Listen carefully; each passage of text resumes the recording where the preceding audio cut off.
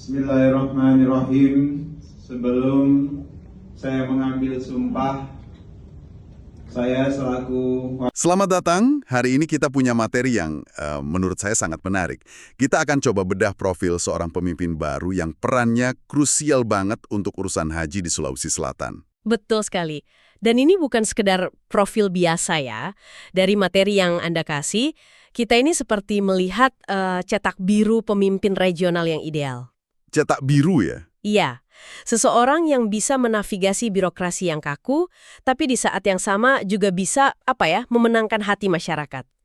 Misi kita hari ini, coba kita buktikan hipotesis itu.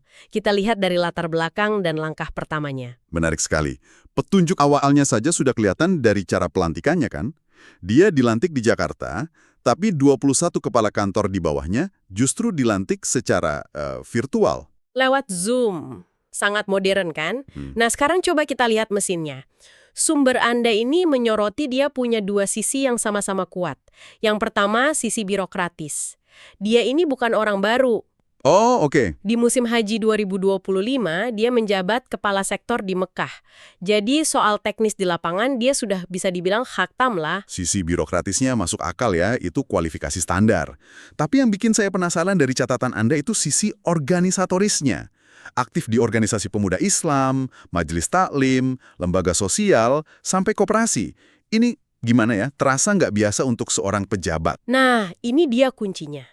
Pengalaman birokrasi itu memberinya ketelitian, sementara pengalaman organisasinya itu memberinya denyut nadi masyarakat. Jadi jalan bersamaan gitu ya? Betul, jadi ada mesin birokrasi yang rapi dan mesin sosial yang hangat. Sumber Anda bahkan menyebutnya perpaduan profesionalitas administratif dan sentuhan kemanusiaan. Tapi kan frasa kayak gitu sering banget kita dengar ya, sentuhan kemanusiaan. Apa ini bukan cuma jargon kehumasan saja? Ada bukti nyatanya nggak? Nah, ini pertanyaan bagus. Buktinya ada dan langsung kelihatan di tindakan pertamanya. Begitu menjabat, coba tebak apa yang langsung dia urus. Pasti yang paling penting buat jemaah. Tepat.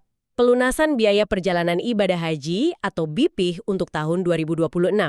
Ini isu paling sensitif dan paling krusial. Iya. Saya lihat detailnya di sini. Untuk jamaah di wilayahnya total biayanya itu sekitar 56 juta rupiah. Artinya mereka harus melunasi sisa pembayaran lebih dari 30 juta dalam sebulan. Dan itu berlaku untuk hampir 10.000 jamaah di Sulawesi Selatan saja. Bukan angka yang kecil loh. Bener. Tapi coba perhatikan detail kecil yang dia tekankan dalam pengumumannya. Dia menegaskan kalau pelunasan itu harus memenuhi syarat istitoah kesehatan. Oke, bisa jelaskan sedikit istitoah itu maksudnya apa ya persisnya dalam konteks ini? Tentu, istitoah itu intinya adalah kemampuan. Jadi bukan cuma mampu secara finansial, tapi jemaah juga harus dinyatakan sehat secara fisik dan mental untuk berangkat haji. Oh, oke. Menekankan ini sejak awal itu menunjukkan prioritasnya. Keselamatan dan kesejahteraan jemaah, bukan cuma sekedar memenuhi target angka dan kuota. Nah, ini dia bukti sentuhan kemanusiaan tadi dalam sebuah kebijakan yang nyata. Jadi kalau kita tarik benang merahnya ya, dari semua materi ini, kita melihat potret pemimpin yang bisa dibilang paket lengkap. Birokrat yang paham lapangan, tapi juga aktivis sosial yang jaringannya kuat. Dia nggak cuma menjalankan aturan, tapi juga paham denyut nadi komunitasnya. Betul. Dan ini mungkin bisa jadi satu pemikiran penutup ya untuk Anda. Model kepemimpinan yang menggabungkan keahlian birokrasi formal dengan pengalaman akar rumput yang mendalam, seperti ini kan tampaknya sangat efektif di tingkat regional. Benar. Pertanyaan yang patut Anda renungkan adalah, seberapa besar potensi model kepemimpinan hibrida seperti ini untuk diterapkan dalam skala nasional untuk mengatasi tantangan layanan publik lainnya di Indonesia?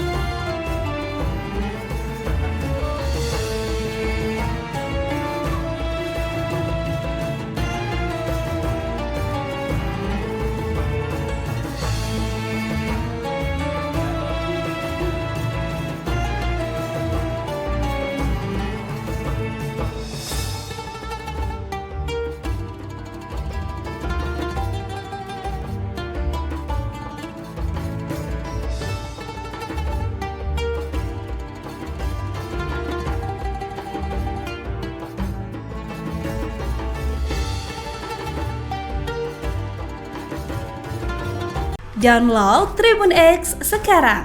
Menghadirkan lokal menjadi Indonesia.